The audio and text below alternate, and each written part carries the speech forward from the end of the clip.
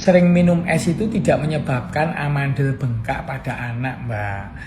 Kalau anaknya Mbak sering sakit itu bukan karena minum esnya itu, tetapi karena bakteri atau virus dari udara masuk ke gerbang terbuka tubuh manusia.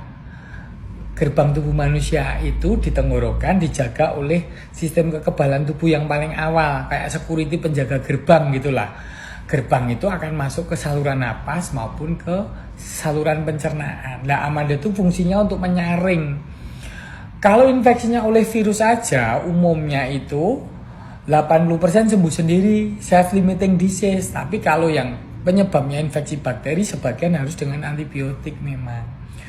Jadi bukan karena esnya, tapi karena kekebalan tubuhnya sedang turun. Misalnya kurang tidur, terus terlalu banyak paparan. Paparan itu paparan deket dengan debu, deket dengan kotor, atau mungkin teman-teman mainnya sedang batuk pilek atau sekelas sedang batuk pilek demam gitu, itu bisa menyebabkan mudah terjadi peradangan pada amandel.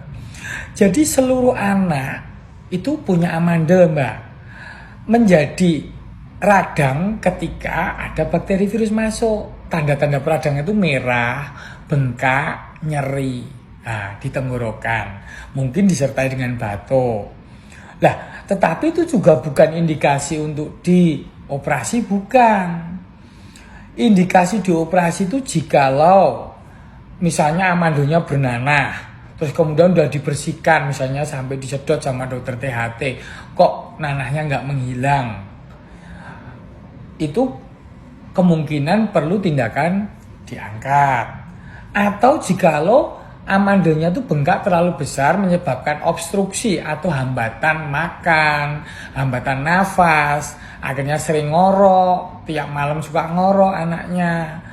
Atau kemudian bahkan kadang-kadang suka henti napas, namanya sleep apnea ya, waktu tidur itu. Atau juga mengganggu untuk menelan makanan.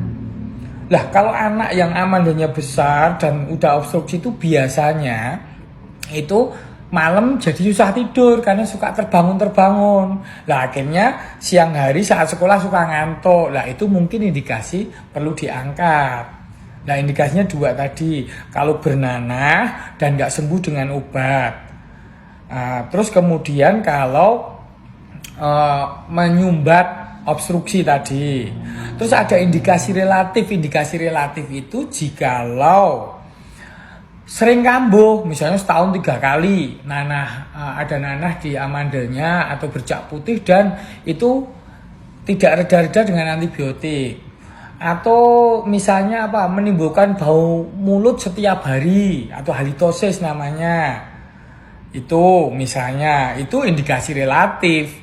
Dilihat untung ruginya, karena amandel itu gunanya juga sebagai sistem kekebalan tubuh. Tetapi fungsi amandel itu akan berkurang ketika dewasa. Makanya amandel itu paling sering bengkak pada usia kira-kira 5, 7, 8 tahun. Dan rata itu di usia 14-15 itu mulai mengecil, karena sistem kekebalan tubuhnya udah lumayan kuat dan gak dominan lagi menjadi sistem kekebalan tubuh utama, tidak.